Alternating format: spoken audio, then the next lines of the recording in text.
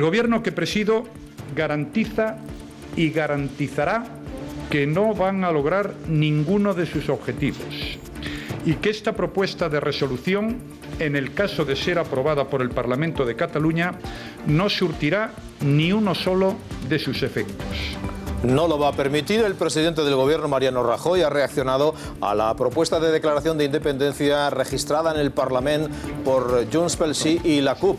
Lo ha hecho compareciendo en la Moncloa, tras haber conversado con el líder del PSOE, Pedro Sánchez, y con el de Ciudadanos, Albert Rivera. El presidente asegura que el Estado frenará este desafío con todos los mecanismos que proporcionan la Constitución y las leyes. Eso implica no solo el correspondiente recurso ante el Constitucional, sino también la posibilidad de inhabilitar a la autoridad o autoridades que desacaten la sentencia de anulación de esa declaración que emitirá el alto órgano judicial de manera inmediata.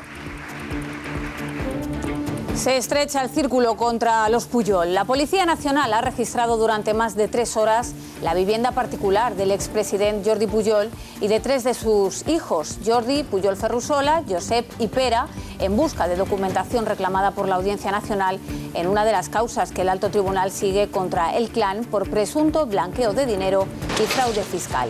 Esta misma tarde el juez ha citado a declarar como imputados por un delito de blanqueo de capitales para el próximo 13 de noviembre a 2 de los hijos del expresidente de la Generalitat, en concreto a Josep y a Pere Pujol Ferrusola.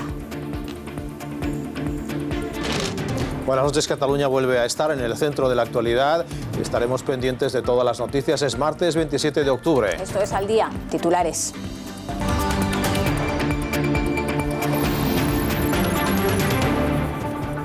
Decisión histórica. La Audiencia Nacional procesa por lesa humanidad a la cúpula de ETA por todos los asesinatos desde 2004.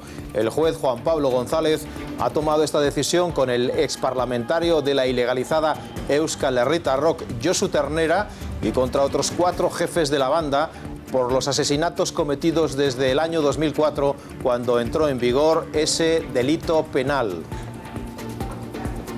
Segundo día de deliberación del jurado popular en el caso de la niña Asunta. No tienen límite de tiempo para responder a todas las preguntas que les ha propuesto el tribunal y las que tendrán que deliberar si los padres adoptivos de la niña finalmente acabaron con su vida. El jurado duerme en un hotel de Santiago de Compostela y está incomunicado hasta que haya una decisión.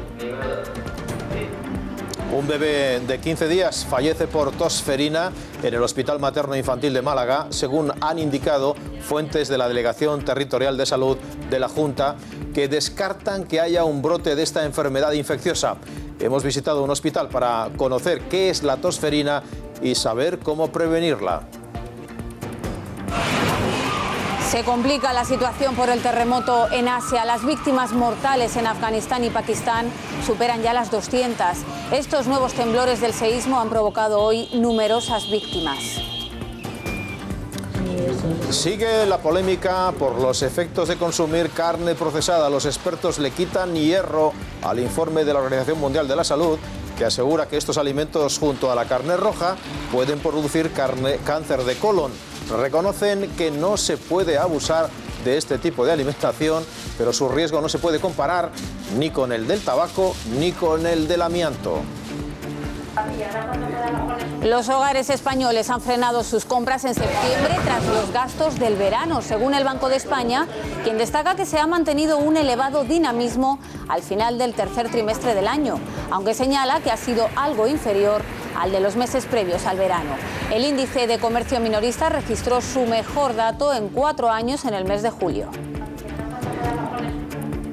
Esto es Castel Gandolfo, es la residencia de verano de los papas. Allí se retiran a descansar, a orillas del lago Albano, en las afueras de Roma. Ahora se abre al público. El Papa Francisco ha decidido que a partir de ahora las familias, los turistas, los curiosos puedan visitarla junto a los jardines adyacentes que son propiedad del Estado Vaticano.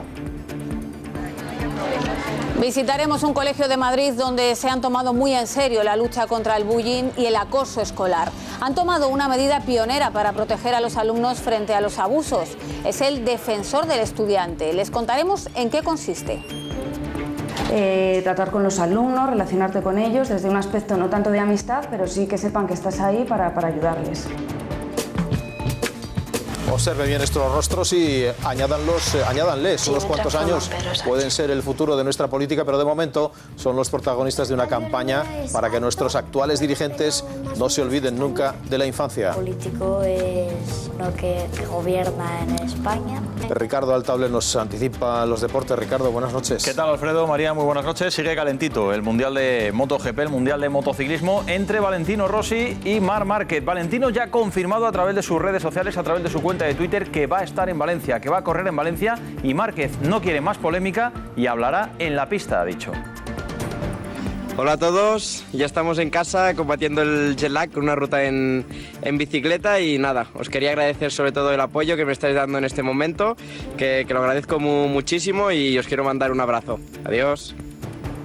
En el capítulo del fútbol tenemos que destacar que el FC Barcelona juega mañana la ida de los 16avos de Copa. Se enfrenta al villanovense y malas noticias para la afición de Villanueva de la Serena porque esperaban a los grandes cracks del Barça, pero Luis Enrique ha decidido dejar en casa a Neymar, a Suárez, a Busquets y también a Gerard Piqué. Intención, mañana lo veréis cuál es mi intención. Estamos limitados por solo poder contar con un número de jugadores del filial, es decir, tiene que haber 7 del primer equipo en el campo en todo momento y bueno, tenemos que cumplir esa norma. Me hubiera gustado dar más descanso a algunos jugadores y que no tuvieran ni que viajar, pero así está hecha la norma y así la tenemos que aceptar.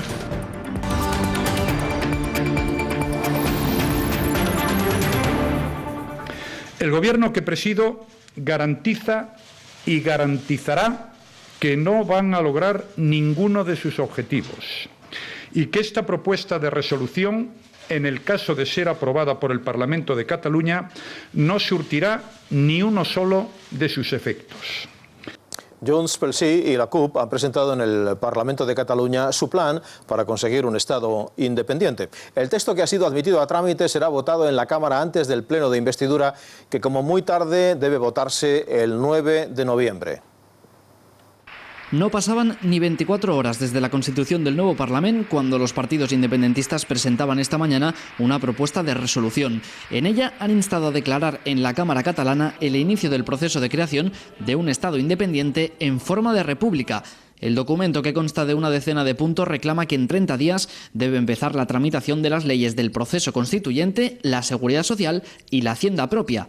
A raíz de esta decisión, la Generalitat pide respeto a la democracia y a la libertad de expresión, y tanto Junts pel Sí como la CUP justifican la resolución en un acto de obediencia al pueblo de Cataluña tras las elecciones. Lo que hemos venido a presentar hoy es el resultado que sale o que emana de las elecciones del día 27 en forma de mandato democrático, de mandato legítimo, de mandato ciudadano. Por un lado se trata de poner en marcha un proceso hacia un Estado independiente y por otro lado un proceso constituyente no subordinado al ritmo y al conjunto del Estado español. Ambos partidos quieren llevar a cabo una desconexión del Estado y por ello incluso desafían a desobedecer al Tribunal Constitucional. El Gobierno no ha tardado en reaccionar y tampoco la oposición en el Parlamento, que ha tachado la declaración de golpe a la democracia. El primer paso lo dará el Partido Popular catalán, que rebatirá la propuesta de los independentistas con una nueva propuesta de resolución a la que esperan que se sumen el resto de partidos. Con el paso que hoy han dado Junts pel Sí y la CUP para tirar adelante con el proceso de independencia, se abre un tenso escenario político en Cataluña de consecuencias imprevisibles. El Gobierno ha respondido inmediatamente. Mariano Rajoy, tras hablar por teléfono con Pedro Sánchez y Albert Rivera, ha hecho una declaración institucional en la que ha dejado claro que esta moción no logrará sus objetivos. El Estado pondrá en marcha todas sus herramientas para impedirlo. El Gobierno frenará el desafío secesionista en Cataluña, empleará todos los instrumentos de los que dispone para defender la unidad de España. Esta iniciativa no puede calificarse más que como un acto de provocación de quienes pretenden saltarse la ley. Sencillamente es esto, porque saben que la ley no está de su parte. El Estado no va a renunciar al uso de todos los mecanismos políticos y jurídicos que, en defensa de la soberanía del pueblo español y del interés general de España, le atribuyen la Constitución y las leyes. Rajoy recuerda a quienes quieren dividir y separar Cataluña que no lo van a lograr porque enfrente se van a encontrar con la ley y con un gobierno que va a hacerla valer. Rajoy ha querido además mandar un mensaje de tranquilidad a todos los españoles. Mientras yo sea el presidente del Gobierno, España seguirá siendo una nación de ciudadanos libres e iguales. La justicia prevalecerá sobre la sinrazón y todos, repito, todos estaremos sometidos a la ley y a las resoluciones de los tribunales. Asegura que defenderá la soberanía nacional y la concordia porque es su responsabilidad como presidente del Gobierno y su convencimiento como español. Ya lo han escuchado, lo decía bien claro el presidente en esa comparecencia extraordinaria. El Gobierno frenará la provocación secesionista con todas las armas de la ley y el primer paso a dar es inmediato y corresponde a los grupos parlamentarios no independentistas del Parlamento. Los populares catalanes presentarán un recurso de reconsideración ante la mesa de la Cámara catalana para intentar evitar que ésta admita la propuesta de declaración de independencia.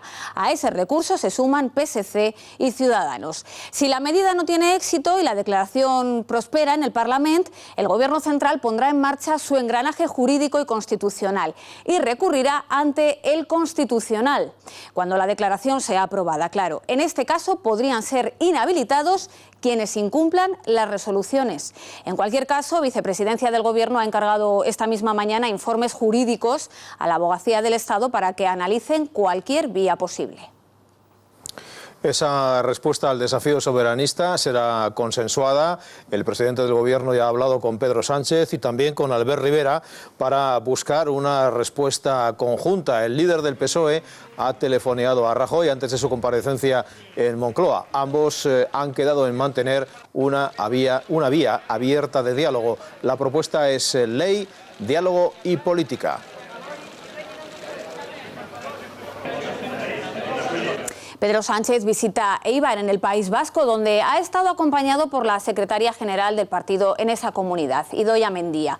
Se ha referido al secesionismo en Cataluña y ha dicho que ser patriota no es defender tu país frente a otros. Pedro Sánchez le manda un mensaje a la sociedad catalana: venceremos con la fuerza de la ley y la convivencia.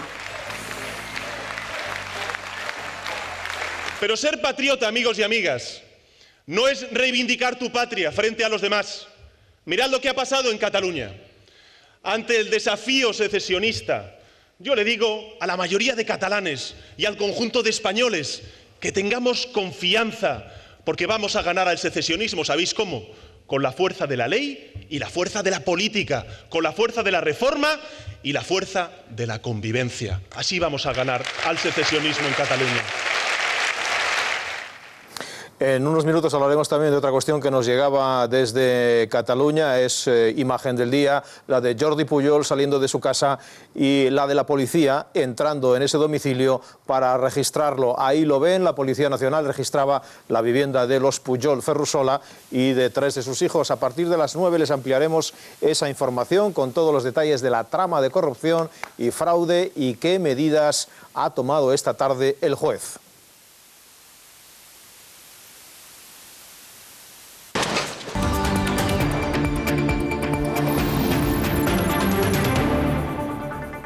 Continúa abierto el debate sobre los riesgos de la carne roja y sobre todo la procesada.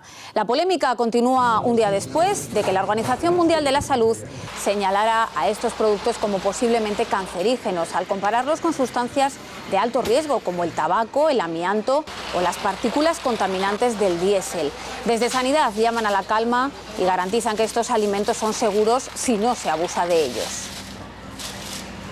Son muchos los alimentos que han sido culpabilizados de una enfermedad para luego en muchas ocasiones ser reivindicados. Es el caso del colesterol y el consumo de huevos o las dosis de mercurio en el pescado azul. Ahora la carne procesada es incluida en el grupo de alto riesgo donde se encuentran sustancias como el tabaco o el amianto. Sin embargo, según la OMS, solo 34.000 muertes por cáncer al año en todo el mundo son atribuibles a dietas ricas en carne procesada. Estas cifras contrastan con el cerca de 1 millón de fallecidos debido al consumo de tabaco. Hay veces que se dice que las comparaciones son odiosas y en este caso es odiosa porque no corresponde a la realidad y volvemos a lo mismo. Si nosotros una carne la procesamos con unas condiciones higiénico-sanitarias aprobadas tanto en Estados Unidos como en la Unión Europea, tenemos que tener la tranquilidad de que no ocurre. El consumo de carne eleva en un 18% el riesgo de cáncer y fumar de entre 10 a 20 cigarrillos al día eleva en un 1000% las posibilidades de desarrollar un tumor frente a alguien que no fume. Es de aquí donde entra en juego la sensatez y también, por supuesto, las recomendaciones de todas las guías de nutrición existentes. El consumo de carne debe ser moderado, nunca más de 2 veces por semana. Dada la alarma social creada, expertos recuerdan que el informe no está avalado por la comunidad científica y recomiendan siempre leer el etiquetado de los productos. Vamos a poner un ejemplo, las salchichas. Pues toda salchicha que usted lee los ingredientes y pone carne 35%, otro tipo de carnes y tal, esas se deben desechar. Un consumo moderado de 2 a 3 veces por semana y acompañado de una dieta equilibrada es el mejor pasaporte para gozar de una buena salud. Ahí tenéis, que aproveche. Gracias.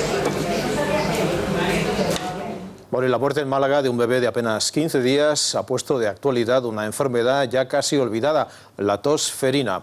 El bebé ingresó el 16 de octubre en la unidad de vigilancia intensiva del materno infantil de Málaga. El pequeño aún no se encontraba inmunizado, ya que la primera vacuna se administra a los 2 meses de vida. Se trata de una enfermedad infecciosa que en los niños puede llegar a ser mortal, como en este caso. Los ataques de tos pueden provocar insuficiencia respiratoria. La Delegación Territorial de Salud de la Junta Andaluza descarta que haya un brote de esta enfermedad infecciosa. Se está hablando mucho de esta enfermedad que sobre todo la padecen los niños más pequeños, los bebés, los recién nacidos y los lactantes. Pero ¿sabemos exactamente qué es la tos ferina y cómo se manifiesta? Entrevistamos a un pediatra para conocer cómo podemos saber si nuestro bebé tiene algún síntoma. Es una enfermedad de las vías respiratorias altamente contagiosa. Los pediatras aseguran que la tos ferina sigue siendo un importante problema de salud pública, incluso en los países con una alta tasa de vacunación. Se produce principalmente en los lactantes y niños pequeños. En ellos no es difícil de identificar. Es una tos quintosa en la cual en el lactante y en el niño pequeño sí, porque enseguida te das cuenta en cuanto lo ves toser. Pero en los adultos, estos que son tosedores habituales y tal, puede que tengan tos ferina y sin embargo no lo están padeciendo de la misma forma. Los primeros síntomas incluyen fiebre, secreción nasal, vómitos y una tos como la de un resfriado normal, pero que persiste varias semanas y puede llegar a no dejar respirar al bebé. Los pediatras apuestan por la estrategia del nido, que es la vacunación de todo su entorno. Vacunar a la embarazada para que ya desde el mismo momento de que nace el niño tenga esa inmunidad otra vez fresca de la madre hacia el niño.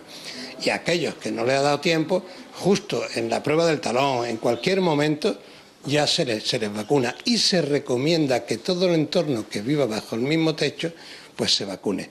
La clave está en prevenir mediante la vacunación, pero ¿qué ocurre con las vacunas? Que ahora que todo el mundo había aceptado esta estrategia, que estaba muy aceptada, se estaba aplicando y se está aplicando en Valencia y en algunas comunidades ya a las embarazadas, pues no hay vacunas donde acogerse. Hay un desabastecimiento generalizado de la vacuna en toda Europa. El motivo es la falta de capacidad de los fabricantes de producir el antígeno con el máximo porcentaje de inmunidad. Los pediatras alertan que de no llegar pronto podrían aumentar los brotes de la enfermedad.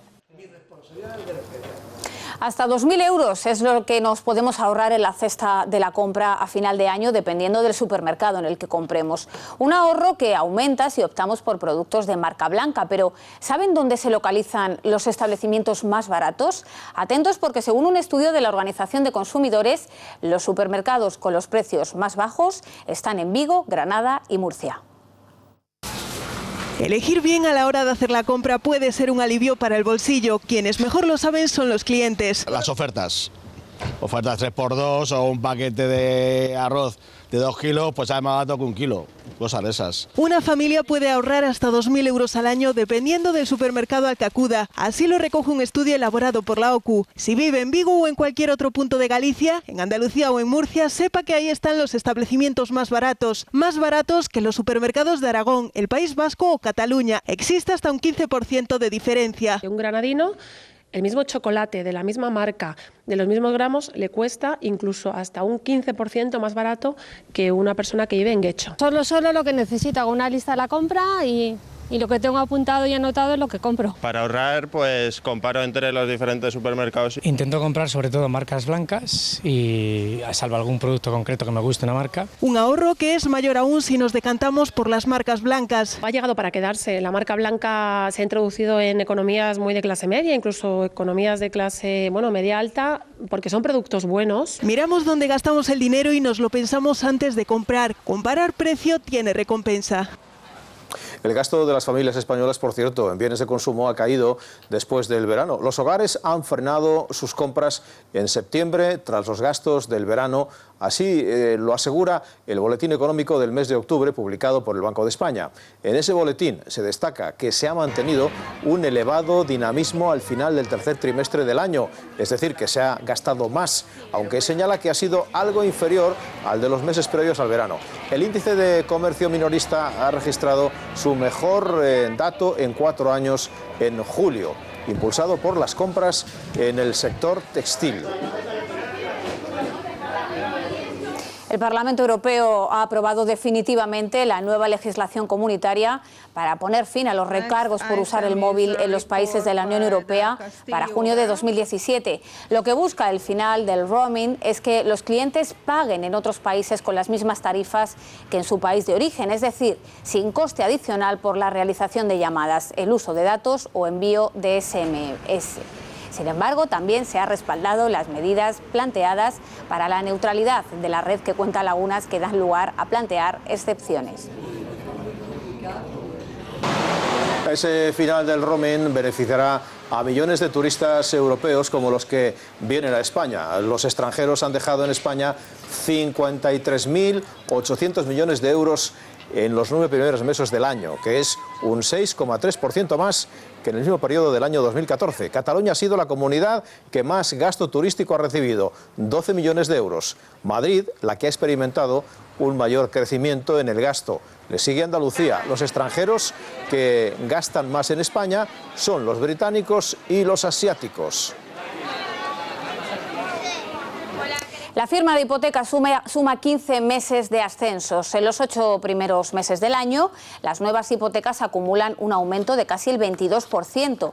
Por comunidades autónomas, las que registraron el pasado mes de agosto un mayor número de hipotecas constituidas sobre viviendas fueron Andalucía, seguida de Madrid y Cataluña. Y atentos si a usted le han aplicado alguna vez las cláusulas suelo, porque la Comisión Europea quiere que los bancos le devuelvan el dinero que le han cobrado por esas cláusulas. La institución lo ha pedido en un documento que remite al Tribunal de la Unión. La medida tendría validez para todas las cláusulas que sean declaradas nulas en sentencia. El texto, fichado en julio, no es vinculante y rebate la sentencia del Supremo que obligaba a devolver lo cobrado solo desde el año 2013. Y seguimos pendientes de la crisis de los refugiados sirios. El presidente de la Comisión Europea ha instado a los Estados miembros a mantener las promesas que hicieron en la crisis de los refugiados. La Unión Europea acordó en septiembre repartir 120.000 refugiados a través de sus 28 estados. Y Jean-Claude Juncker ha asegurado que la respuesta está siendo demasiado lenta y que esto resta credibilidad a la Unión Europea. Los refugiados siguen llegando y hoy Grecia dice que con la ayuda de la Unión se podrían albergar hasta 20.000 más en albergues temporales. Así podría mejorarse la gestión de ese flujo de personas a través del territorio europeo.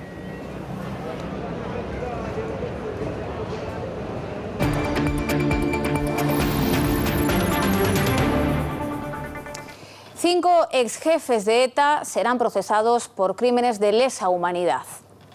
Entre ellos está Cherokee y Josu Ternera. Para este último, la Audiencia Nacional ha ordenado la detención y el ingreso en prisión, ya que se encuentra en paradero desconocido. En un auto, el juez Juan Pablo González considera que los 5 excabecillas de la banda procesados son los máximos responsables de los asesinatos cometidos por ETA desde octubre de 2004. ¿Qué organizaciones o estructuras lo integran? ¿Quién son los responsables? Otro asunto judicial, el jurado popular que está deliberando sobre el caso Asunta sigue dándole vueltas al tema. Los 9 miembros, 5 hombres y 4 mujeres, siguen aislados en los juzgados de Santiago con un ordenador, sin acceso a Internet y sin teléfonos móviles. Lo que sí tienen a su disposición son grabaciones y documentos que se han mostrado durante el juicio y que pueden consultar antes de dictar el veredicto. Abusar sexualmente de 3 trabajadoras solo cuesta 15.840 euros. Es lo que tendrá que pagar un directivo de la Radiotelevisión Valenciana tras reconocer que abusó de 3 trabajadoras del ente. Esa cifra es la multa, porque además tendrá que indemnizar a las víctimas con 210.000 euros. El reconocimiento del delito le ha valido al acusado para librarse de la cárcel. Y seguimos sin noticias de los 5 militares desaparecidos tras el accidente de helicóptero el pasado viernes en Canarias. Hoy Defensa ha recuperado parte del aparato siniestrado a 70 kilómetros del Sáhara, pero siguen sin localizar la cabina. Un amplio despliegue de efectivos continúa rastreando la zona. Y si tienen previsto viajar a Roma, deben añadir una visita más al itinerario por la ciudad eterna. Y es que el Papa Francisco ha decidido que la residencia de verano de los pontífices, Castel Gandolfo, se abra a todo el que quiera visitarla. Castel Gandolfo es la residencia de verano de los papas, donde se retiran a descansar a orillas del lago Albano, en las afueras de Roma. El Papa Francisco ha deseado que a partir de ahora las familias, turistas o curiosos, puedan visitarla junto a los jardines adyacentes que son propiedad del Vaticano. Ha fatto questo gesto di... El Papa Francisco ha dicho: yo no uso Castel Gandolfo, ¿por qué no podrá disfrutarlo la gente? Entonces nos llamó a nosotros, a sus colaboradores, y nos pidió que abriéramos las villas pontificias al pueblo. Dentro, los visitantes podrán conocer la famosa Galería de los Pontífices. Allí se exponen los retratos de los papas de los últimos 500 años, desde Julio II, quien encargó a Miguel Ángel pintar el techo de la Capilla Sistina, hasta Francisco. La silla gestatoria, donde el Papa era llevado a hombros en las celebraciones solemnes, hasta que Juan Pablo II la cambió por el Papamóvil. El patio interno donde descansa este BMW, también utilizado por el Papa polaco para desplazarse a Castel Gandolfo, o los bellos jardines pontificios donde acostumbraba a pasear Benedicto XVI. La residencia de Castel Gandolfo es un edificio lleno de memorias sorprendentes, como la historia de las miles de personas que Pío XII acogió durante la persecución nazi de la Segunda Guerra Mundial. En aquel periodo Pío XII abrió las puertas al pueblo y acogió a todos los que quisieron entrar. Aquí acogimos a más de 12.000 personas y en la habitación del Papa incluso nacieron 32 niños. Las reservas se podrán hacer online desde la web de los museos vaticanos.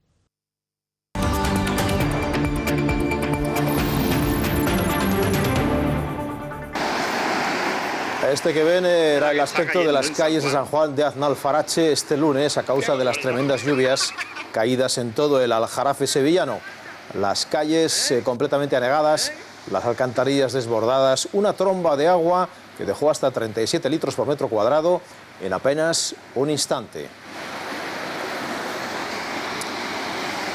Vamos a ver cómo va a seguir el tiempo en las próximas horas. Marc, buenas noches. Buenas noches, Alfredo. Buenas noches, María. Se va confirmando que a medida que va avanzando la semana, el tiempo se irá estabilizando. Cada día que pase vamos a tener más ratos de sol, unas temperaturas que por las noches sí que es cierto que van a ser más frías, pero durante las horas centrales del día, estas próximas jornadas, vamos a notar cómo el mercurio remonta un poquito más. De momento, para mañana, una situación algo más estable, pero recordamos que en estos momentos están cayendo tormentas fuertes. Pero mañana las lluvias sobre todo caerían en el noroeste del país, especialmente en Galicia, y podrían caer de forma algo más persistente. En el resto, algunas nubes altas, algunas nubes medias, pero sin riesgo de lluvia. Insistimos, las lluvias mañana en el noroeste. También podría llover algo en las Islas Canarias, pero poquito. En principio sí que hay riesgo de precipitaciones, pero nada que ver con las importantes lluvias de estos últimos días. Las temperaturas tienden a bajar. Aquí tenemos el mapa de temperaturas máximas, unas máximas que mañana quedarán por debajo de los 20 grados en gran parte de España. Solamente que superaremos esta cifra tanto en el sur, costa mediterránea,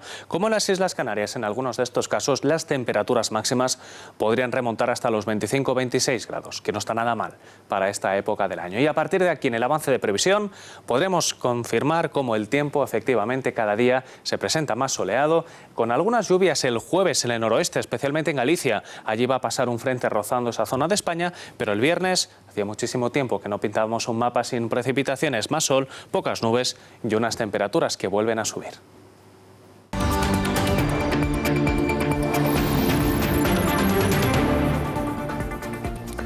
Esto es Al Día y hoy Rajoy no ha esperado unos días como en otras ocasiones. Hoy ha sido rápido, ha salido a la puerta del despacho y ha dicho que ahí está la ley frente a las provocaciones de los separatistas catalanes. Lex dura lex. El escenario de esa declaración le ha dado la máxima altura institucional a la advertencia de que el paso que van a dar los separatistas equivale a un golpe de Estado al que hay que aplicar la ley y solo la ley con sus mecanismos y sus condiciones.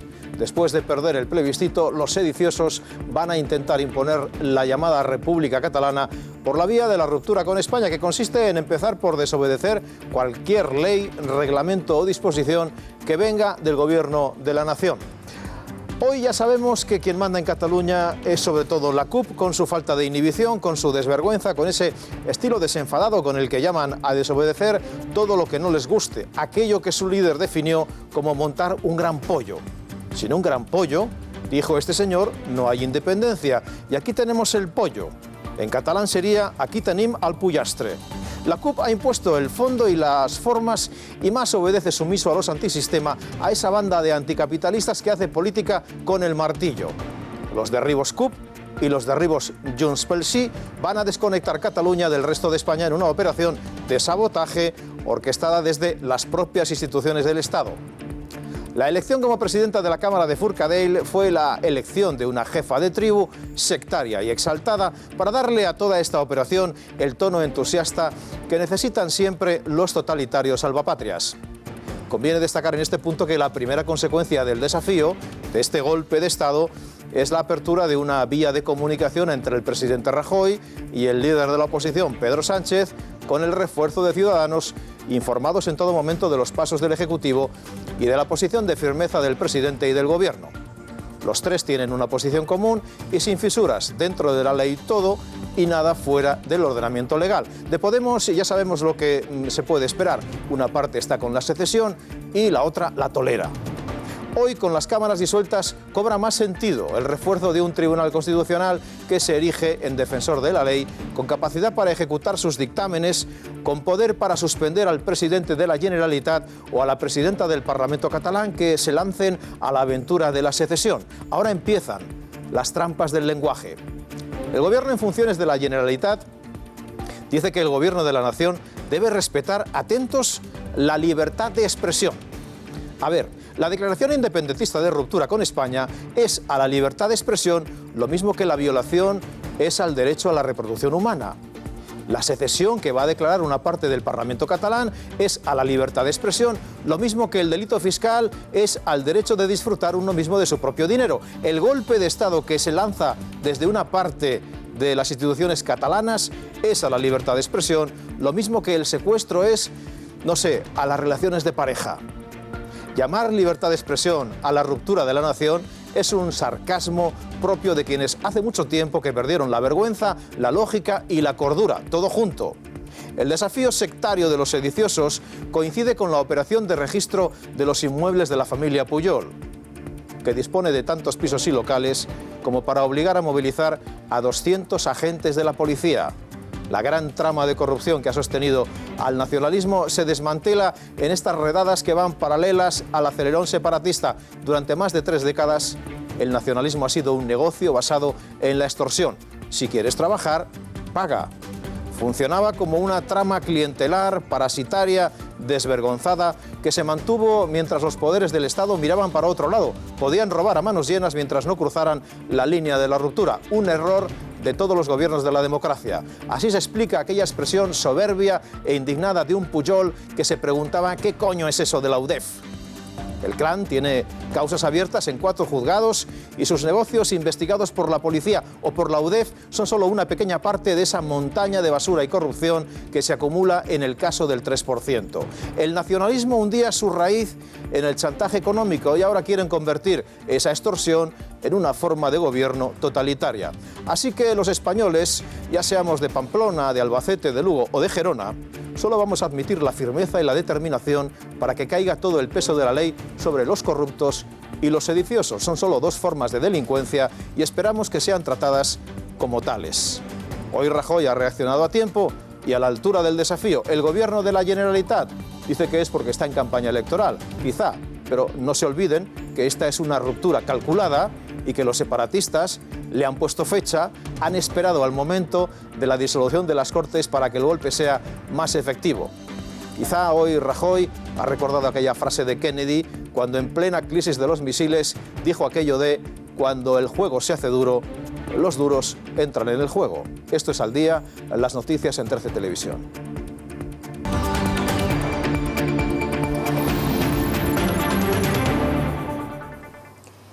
Es la imagen de Jordi Pujol saliendo de su domicilio cuando la Policía Nacional registraba su domicilio en busca de pruebas.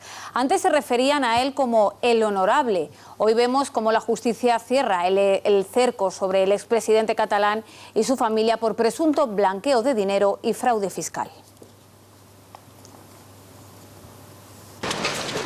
Ha sido sin duda una de las imágenes más llamativas del día. Además de la vivienda familiar del matrimonio Pujol Ferrusola y 3 de sus hijos, el juez ha ordenado 15 registros en total entre domicilios de la familia y empresas vinculadas al primogénito tanto en Barcelona como en Madrid.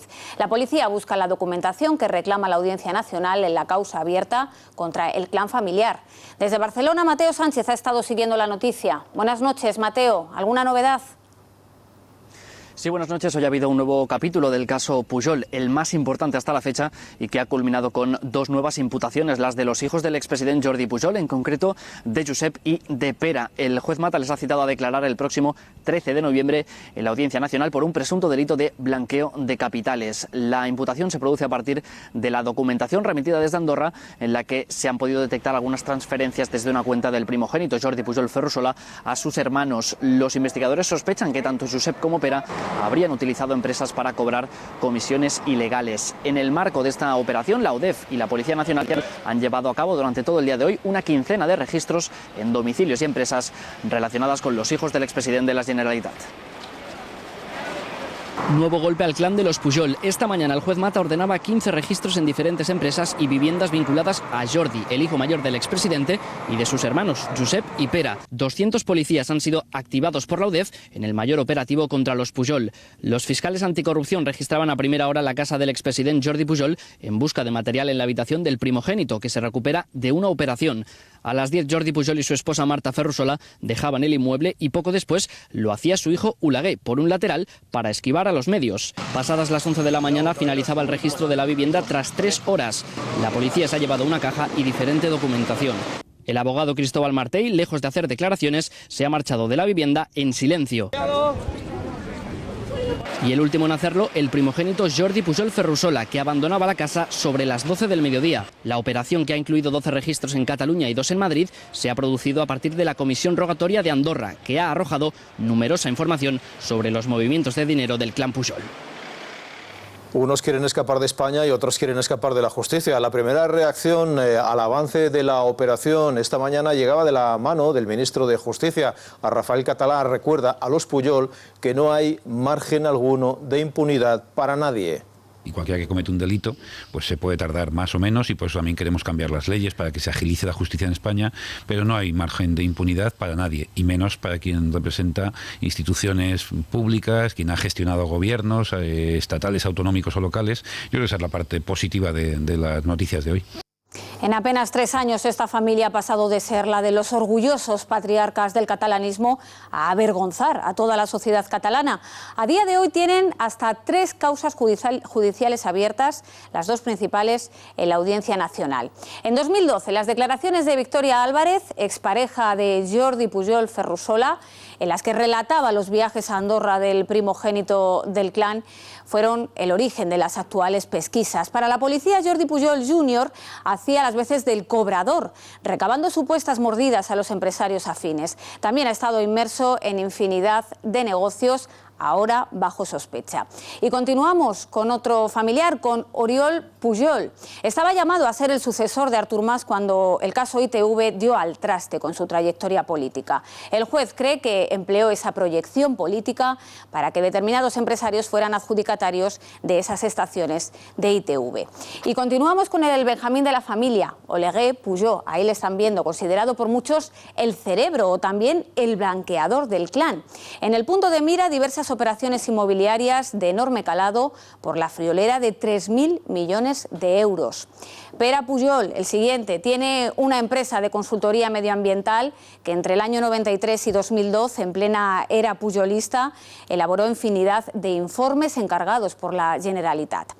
Y aquí vamos a ver a Josep Pujol, considerado el más brillante del clan, que se embolsó 9 millones por la venta de su consultora a Indra, que poco después obtuvo contratos de la Generalitat por 60 millones de euros. También estamos viendo a su lado a su hermana Marta. Su estudio de arquitectura recibió hasta 6 encargos públicos por adjudicación directa, y en el caso de Mireia, la otra hermana, levantó sospechas su piso en Barcelona, inmueble de protección oficial concedido mes y medio antes de la firma. Y terminamos, como no, con ellos, el centro de todas las investigaciones, Jordi Pujol y su esposa Marta Ferrusola. Según las pesquisas del matrimonio, partían todas las órdenes de pago de comisiones. En fin, todo quedaba en familia. El juez del Vendrell ha tenido que recurrir a un cerrajero para abrir una de las cajas fuertes que corresponden al director de infraestructuras de la Generalitat. Josep Antoni Roussell acudía esta mañana a los juzgados de Tarragona a petición del magistrado. Iba acompañado de su abogado. Varios agentes llegaban a los juzgados custodiando esa caja fuerte, además de varios maletines vinculados al caso 3% y que el propio Roussell escondió en casa de un amigo días antes del registro de su despacho del ex tesorero Andreu Viloca.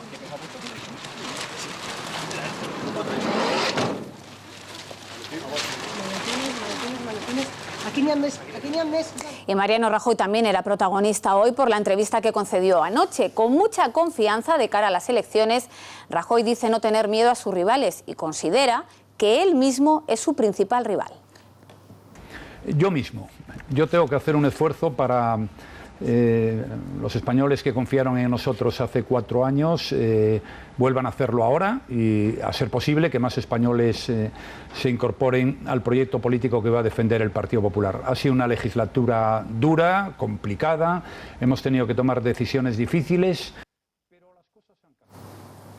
Las reacciones a la entrevista que anoche concedió en prime time el presidente del Gobierno no se han hecho esperar. Los socialistas creen que la actitud de Rajoy no fue la más acertada y la definen de autocomplaciente. Desde Ciudadanos le acusan de defender un discurso de mentiras repleto de promesas incumplidas. Los argumentos de Rajoy no convencieron a ningún partido de la oposición. Desde las filas socialistas critican su actitud complaciente. Creo que vimos a un Mariano Rajoy encantado de conocerse a sí mismo, sin ninguna capacidad de autocrítica. En especial al ser preguntado por temas como la corrupción. Que no ha respondido en primera persona y de manera contundente el actual inquilino de la Moncloa. Tampoco le gustó el discurso de Rajoy al líder de Ciudadanos. Albert Rivera le acusa de incumplir su programa electoral. Dijo que iba a bajar los impuestos y los ha subido. Dijo que no tocaría la educación y la sanidad, que eran sagradas, y las ha tocado. Y le emplaza a verse las caras en un debate televisivo. Yo invito a Sánchez y a Rajoy que hablen de Ciudadanos con nosotros presentes. Mientras ellos decidían criticar, el Partido Popular aprovechaba hoy para hacer balance de una complicada legislatura. Que hemos sacado a nuestro país de la ruina, que fue nuestro primer compromiso electoral, gracias al esfuerzo de todos los españoles, ha sido el Partido Popular. La secretaria general del PP recuerda la prioridad de su gobierno: confianza, seguridad y estabilidad, que según Cospedal nadie más que su partido es capaz de ofrecer en estos momentos. Y Pablo Iglesias dice adiós al Parlamento Europeo y lo hace, como siempre, dando lecciones. El líder de Podemos ha dejado el escaño en la Eurocámara para volcarse de lleno En la campaña hacia las elecciones generales, Iglesias se despide de sus colegas, dice que con esperanzas de trabajar para llegar a la Moncloa. Particularmente a la Izquierda Unida aterrorizados. Va a entrar en el Parlamento el próximo día 20, como ya ha entrado en los ayuntamientos de las principales capitales de España, en Madrid, en Barcelona, en Coruña, en Zaragoza, en Cádiz, y vamos a trabajar para que entre también en la Moncloa. Greenpeace convierte en niños a los principales candidatos políticos para reclamarles que no se olviden del medio ambiente. Se trata de una simpática campaña de concienciación en la que un Mariano Rajoy, un Pablo Iglesias, Albert Rivera, Pedro Sánchez y Alberto Garzón, de 9 años, muestran sus deseos de cuidar la naturaleza, recordándole a sus versiones adultas que no se olviden del medio ambiente en sus promesas electorales. Los 5 candidatos a la presidencia del Gobierno de España vuelven a ser niños.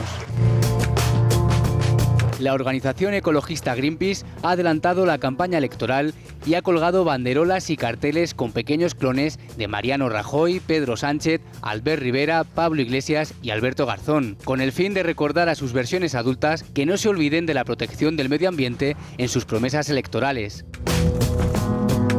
Se trata de 5 niños de 9 años a los que se ha caracterizado como a los principales líderes políticos de nuestro país. Pablo Iglesias y Rajoy son amigos.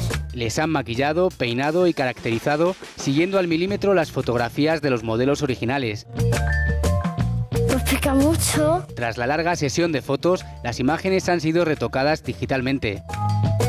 Se ha cuidado cada detalle hasta lograr que los niños dejen de ser niños y se conviertan en candidatos. De momento, el único político que ha recogido el mensaje de la ONG ha sido Albert Rivera. Ha aceptado el reto a través de Twitter y ha colgado una foto suya de cuando era pequeño. Una simpática campaña de concienciación para cuidar el medio ambiente bajo el lema que el niño que fuiste no se avergüence del adulto que eres.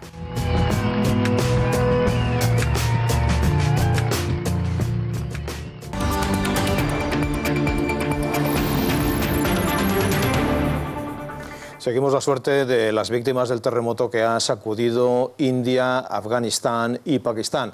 A los más de 200 muertos ahora hay que añadir la preocupación por la suerte de las miles de personas, de las miles de familias que lo han perdido todo y se han quedado sin casa ni lugar a donde ir y que van a tener que afrontar un invierno con temperaturas bajo cero. Sonidos de sirenas, gritos y carreras para ayudar a los heridos. Son los momentos posteriores al terremoto. 24 horas después sigue la búsqueda de supervivientes. Los hospitales están colapsados y los heridos siguen llegando, aunque por desgracia hay por muchos por los que ya no se puede hacer nada, como por los 13 niños de Takhar, un pueblo de Afganistán, que murieron en el terremoto. Sus familiares están desconsolados. 13 familias están rotas de dolor. Es una tragedia. Todavía no lo hemos asumido. ¿Qué ha pasado aquí? En los hospitales todavía se siente el miedo y la incredulidad de estar vivo ante la magnitud del terremoto. Los enfermos cuentan historias terroríficas como la de este hombre. Yo estaba trabajando en una tienda de arroz. Al salir de allí el edificio se derrumbó y mis 2 piernas quedaron atrapadas bajo los escombros. Había otros 3 hombres conmigo. No sé lo que le pasó a ellos. Más tarde llegué aquí en una ambulancia por la noche. Las autoridades de Pakistán y Afganistán, los 2 países más afectados, reconocen que es difícil acceder a algunas de las zonas más afectadas, especialmente a las provincias del este y del noreste de Afganistán, territorio talibán. Miles de familias lo han perdido todo. Ahora se afanan en quitar los escombros de sus casas y limpiar las calles. El crudo invierno se acerca y las víctimas del terremoto no tienen a dónde ir. La tragedia humana no ha hecho más que empezar.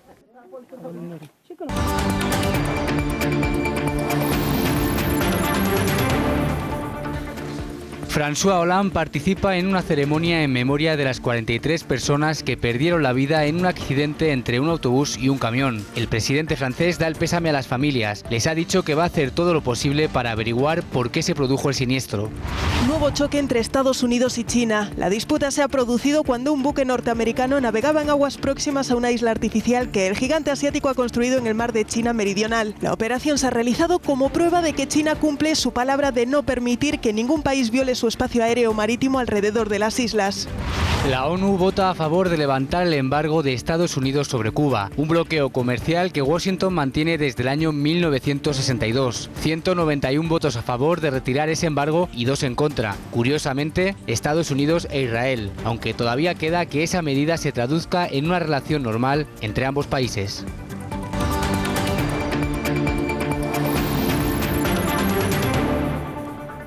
Un nuevo episodio de violencia policial ha conmocionado a Estados Unidos. El vídeo, grabado por otro estudiante, muestra cómo un policía agarra violentamente a una alumna por el cuello y una pierna, la tira contra el suelo y vuelca su mesa.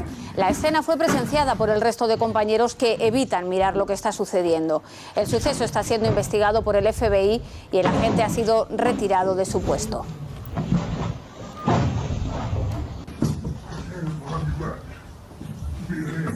Y seguimos en el ámbito escolar para abordar el problema del acoso y de las medidas para prevenirlo. En nuestro país hay centros que han querido tomar la iniciativa ante los posibles casos del llamado bullying. Pionero es el colegio Los Robles, en el barrio barrileño de Aravaca, donde han creado la figura del defensor del estudiante. El mayor problema que supone el acoso escolar es la dificultad para detectarlo. Lo han puesto en evidencia los últimos casos que han salido a la luz. En este colegio, Arantxa, una joven que se quitó la vida el pasado mes de mayo, no tuvo ninguna figura de confianza para comunicarle lo que le estaba pasando y así evitar la tragedia. Empatía. Tratar con los alumnos, relacionarte con ellos desde un aspecto no tanto de amistad, pero sí que sepan que estás ahí para ayudarles. Requisitos que ella misma cumple y que le han servido para convertirse en la defensora de los alumnos del centro en el que trabaja. Una figura de confianza a la que cualquier alumno puede acceder y con dotes para poder detectar el acoso. Ver durante todos los días si puede haber algún niño pues, que está solo en el patio, que está bajando sus calificaciones, porque todo esto son indicativos de que algo puede ir mal. Charo da clases de informática, lo que les sitúa aún más cerca de los escolares, que hoy en día viven pegados a las redes sociales, una nueva vía para acosar. Ya no es el cara a cara, sino que ellos están detrás de un móvil, de una tablet, de un ordenador, entonces ya parece que no lo estás haciendo porque estás detrás de un dispositivo, entonces es una bomba de relojería. Móviles, tabletas, ordenadores, internet, todo está al alcance de su mano, pero ¿deben usarlo? Entonces, soy partidaria de su uso, pero de que ellos sepan usarlo de una forma adecuada. Eso sí, nunca en clase. En un colegio que estén los teléfonos móviles no es lo ideal. Y siempre bajo el control de los padres. Cerca de 1 millón de pensionistas veían peligrar sus viajes de este año, pero por fin el Imserso ha desbloqueado el 70% del programa de viajes para jubilados. El conflicto se mantiene abierto para los destinos más jugosos, Canarias y Baleares. Los viajes del Imserso a las costas de la península y al interior saldrán a la venta en los próximos días, no así los de Baleares y Canarias. El Instituto de Mayores y Servicios Sociales ha decidido desbloquear esos 2 paquetes vacacionales. Suponen el 70% de las 938.000 plazas del programa y están explotados por Mundo Senior, una unión temporal de empresas formada por Halcón Viajes y Viajes Barceló. En un principio, el Imserso adjudicó también a esta UTE los viajes a las islas, pero su rival Mundiplan recurrió el reparto. El Imserso adjudicó de nuevo todos los viajes y otorgó los de las islas a Mundiplan, pero entonces fue Mundo Senior el que presentó recurso. Como este último recurso está aún por resolver, no saldrán a la venta, al menos de momento, los viajes a Baleares y Canarias. El conflicto ha retrasado la puesta en marcha del programa, en el que participan más de 300 hoteles de toda España y que está valorado en 331 millones de euros por temporada.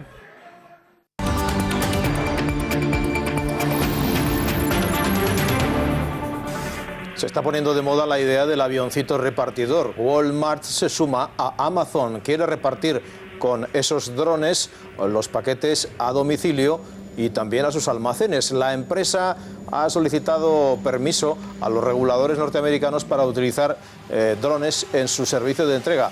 Esta idea no es nueva. Gigantes como Amazon o también Google ya incluyeron en sus planes hacer llegar a los clientes la mensajería con estas maquinitas voladoras.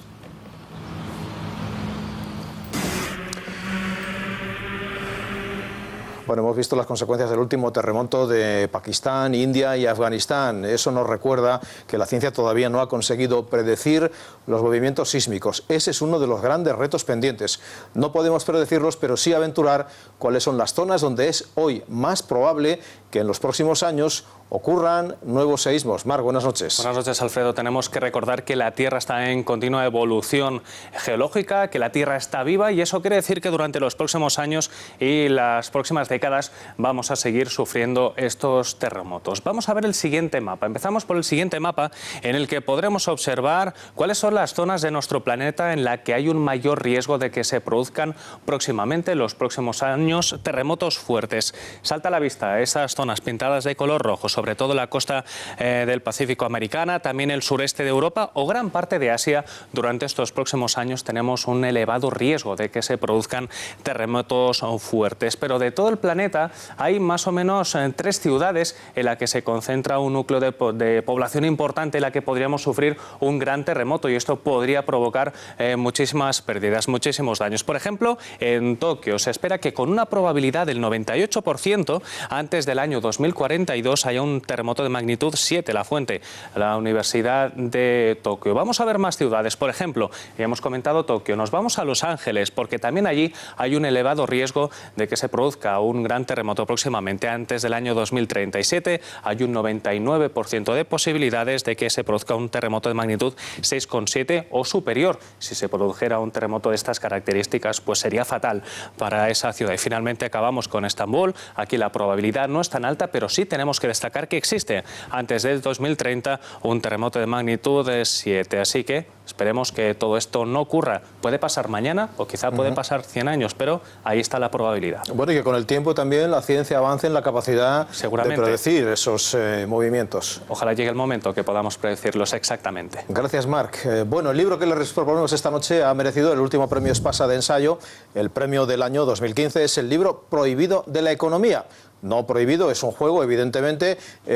Dice que es lo que las marcas, los bancos, las empresas, los gobiernos no quieren que sepas. Y está firmado por un autor de superventas en los libros sobre economía, Fernando Trías de Bes. El libro va por sectores repasando lo que, según el autor, no quieren que sepamos. Por ejemplo, Hacienda, el gobierno o los bancos, pero también los economistas. Así, por ejemplo, Trías de Bes nos demuestra que las tarjetas de fidelización, esas que nos dan puntos por comprar billetes o por consumir gasolina, desembocan en precios más elevados y en una menor libertad de elección. O que el endeudamiento público es la promesa garantizada siempre de impuestos futuros. Alguien lo va a tener que pagar.